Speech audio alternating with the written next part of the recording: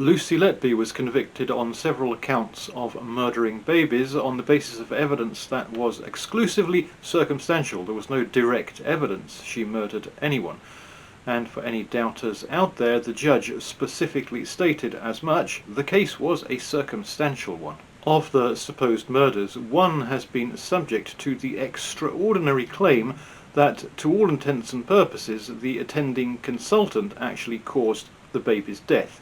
This was the original finding in question, and the title of this BBC article should give you some idea of the way things are currently going. So, Baby O was one of the triplet brothers born in good condition in June 2016. He was stable, Letby's first trial was told, until the afternoon of 23rd of June when he suffered a remarkable deterioration and later died. The pathologist for the prosecution who reviewed the case said he believed Baby O had suffered an impact injury to his liver akin to a road traffic collision. There was other evidence used to convict Letby of Baby O's murder. She objected to the baby being moved to another area of the unit to be more closely monitored. She was accused of falsifying medical notes, and there was a rash which prosecution experts said was consistent with air being injected into the baby's veins. This air injection was the common theme in pretty much all the charges.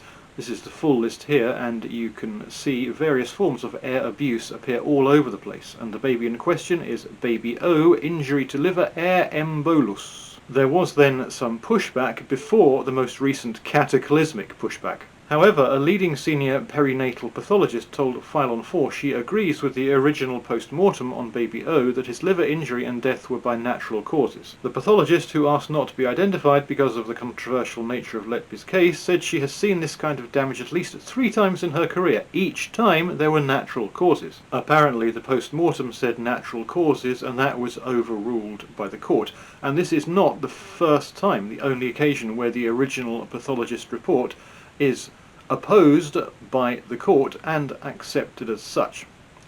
So that was the conclusion of this leading expert in the field, that the original pathology report was correct. However, her conclusion, though clearly plausible, is contradicted in far more catastrophic manner by one Richard Taylor, a retired neonatologist, somebody who specialises in newborn babies, that the actual killer of this baby was, to all intents and purposes, one Stephen Breary, who was a senior consultant in the department.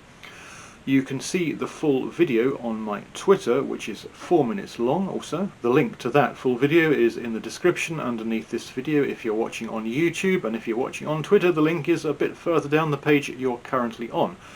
The extract I'll play here is a little under 2 minutes, and it contains all the relevant material. To summarise what happened, the nurse was again concerned that the abdomen was distended, and one of the doctors responded to this by placing a needle into the abdomen. So they directly aspirated the abdomen, and they chose to use a point which in medical parlance is called McBurney's point. This is a description of the point that is used for performing an appendectomy. The baby did not need an appendectomy. This is a newborn. Appendectomy is completely irrelevant to it.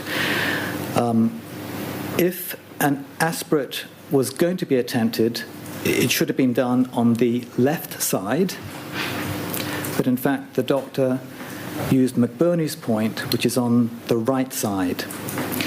As I have already said, the baby was on very high pressure settings, and this is confirmed by an X-ray of both the abdomen and the chest. And the settings were so high that the baby's liver was pushed right down into the pelvis. So when the doctor performed the aspiration of the abdomen, the needle perforated the liver. The baby was still being ventilated with a needle in the liver. The liver was now being lacerated by the needle. And this led to bleeding, free blood going into the abdomen. The baby went into shock. The shock was actually confirmed by a subsequent blood test which showed that the baby's hemoglobin had halved, and they were unable to resuscitate the baby, partly because they didn't realize what they'd done. So the attending doctor put the needle in the wrong place. With excessive air pressure, the liver was pressed down and the needle inserted in the wrong place. lacerated the liver and killed the baby. And in visual terms, my first venture into anatomy, assuming I've got this right, he seems to be saying that the needle needed to go in there, in what is the patient's left side, but he actually put it in there on the right side. And that side does look more vulnerable to liver displacement downwards, assuming this image is correct, because the liver seems to be lower on that side. We now hear the distinctive voice of our old friend John Sweeney asking a key question and not getting an answer. What was the name of the doctor? I don't think it's right to be named at this stage. So the name of the miscreant doctor was not forthcoming on this occasion, as you would expect, because it could be monumentally slanderous. But the ever-helpful Guardian obliges. Hospital notes documenting the failed resuscitation of baby O state that Dr. Stephen Breary, senior consultant and neonatal lead, inserted the cannula. This is potentially monumentally slanderous. The doctor is, in effect, accusing this man of manslaughter through medical negligence. So Richard Taylor is either extremely sure of himself or he is mad, and he doesn't seem to be mad. And here is a summary of what he said. This is quite gory and gruesome, and it's also quite annoying, assuming it is all correct. Baby O, who wasn't unwell at the time, suffers a pause in breathing. Medical staff incubate the baby and put him, or her, I don't know which it was, on a ventilator on unnecessarily high pressure settings, confirmed by x-rays, which cause the liver to be pushed into the pelvis, and then they leave the room. Dr. Stephen Breary puts a needle into the stomach, but on the wrong side. The needle, having been incorrectly inserted, cuts into the liver, causing bleeding into the stomach. The baby goes into shock, confirmed by a blood test, and medical staff fail to resuscitate the baby, failure due in part to the staff not knowing what had been done to the baby by the doctor. Two things can now happen.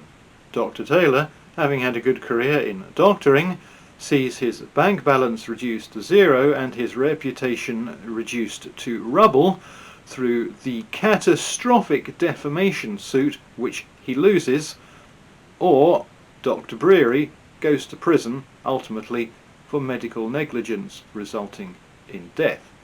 Dr. Taylor does seem to know what he's talking about, and you would think it is inconceivable that he would put his neck on the line so squarely without being absolutely sure. Or I suppose there is a third possibility. Since Lucy Letby is now safely tucked away in jail, could it be that Dr. Breary, if it does turn out that he's responsible, as Dr. Taylor suggests, simply keeps quiet and waits for everything to blow over and be forgotten, as I'm sure he suspects that it will? That is another possibility. So when the doctor performed the aspiration of the abdomen, the needle perforated the liver. The baby was still being ventilated with a needle in the liver. The liver was now being lacerated by the needle. And this led to bleeding, free blood going into the abdomen. The baby went into shock, and they were unable to resuscitate the baby, partly because they didn't realize what they'd done.